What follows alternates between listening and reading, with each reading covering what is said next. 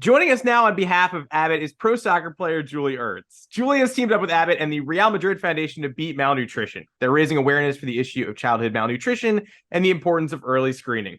Real Madrid players and fans will be given a custom armband in Madrid this weekend to show support for the campaign. So, Julie, to start, I'd love to know more about how your partnership with Abbott came about and how specifically Abbott and Real Madrid are working together to combat malnutrition globally.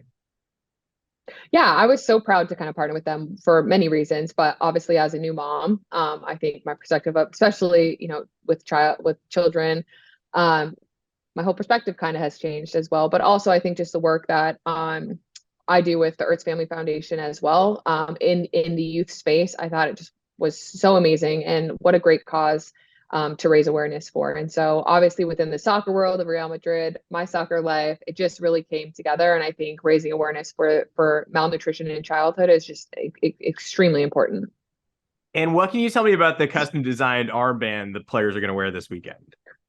So to detect early childhood malnutrition, it has this MUOC like score tape, which is what it kind of looks like a tape measure.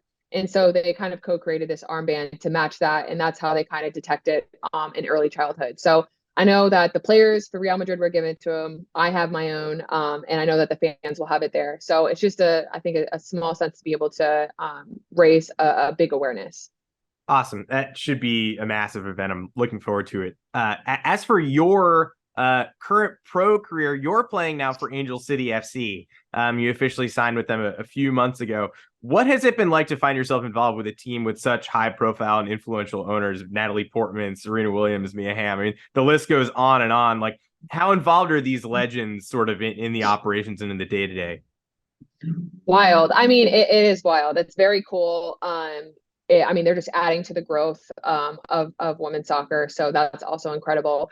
I think into the day to day, obviously, we're like focused in practice and training and all that. So obviously, I would say they're at the training grounds by no means, but they're there at every game and all that. And then I think that's the important part is that, they're invested in us to be at our best. So we're there to grind every day and to, be at practice and give everything that we have. And then at the game, they're there to support us.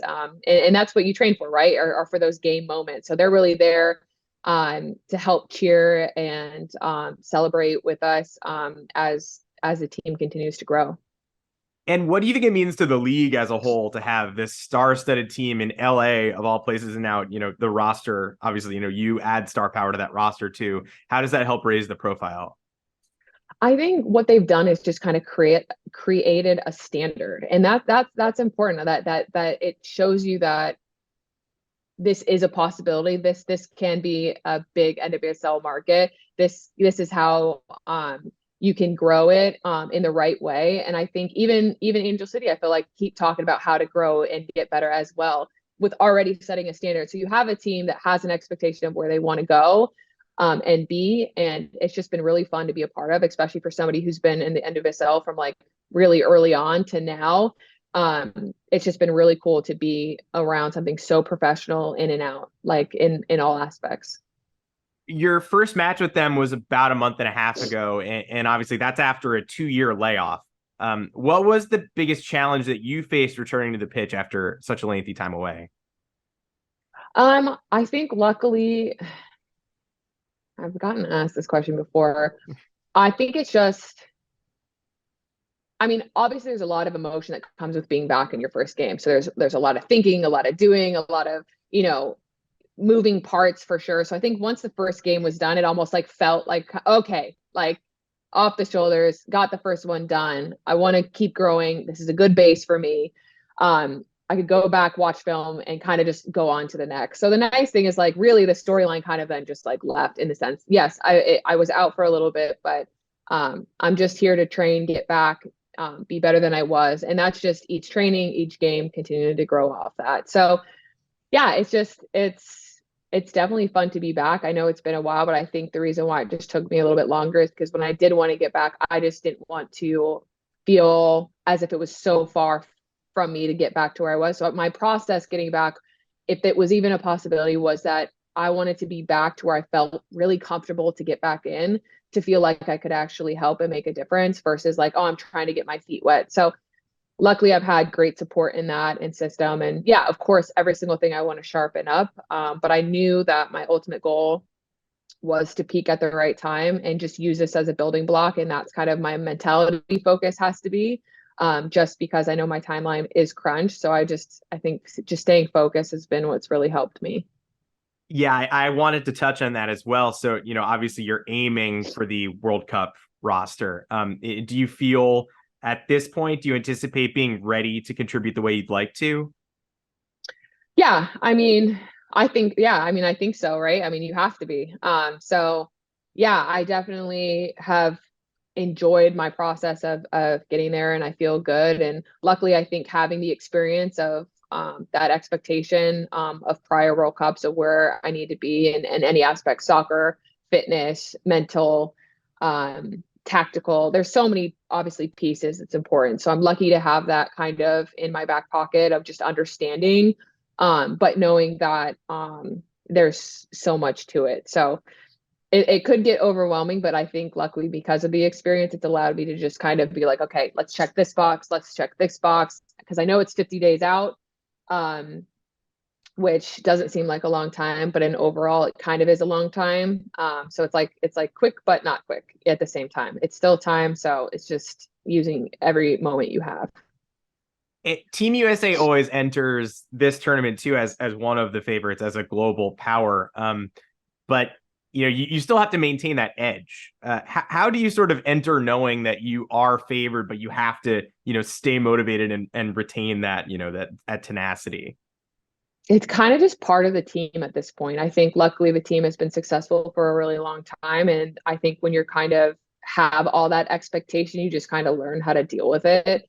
I think the whole point of our team is you're fighting for a spot all the time at practice. Like every game, every practice, every match, like you're constantly, fighting to get a spot on the team. So I think just that being built into it is just kind of pressure in itself. I mean, you're playing with world-class players, like you just are all the time.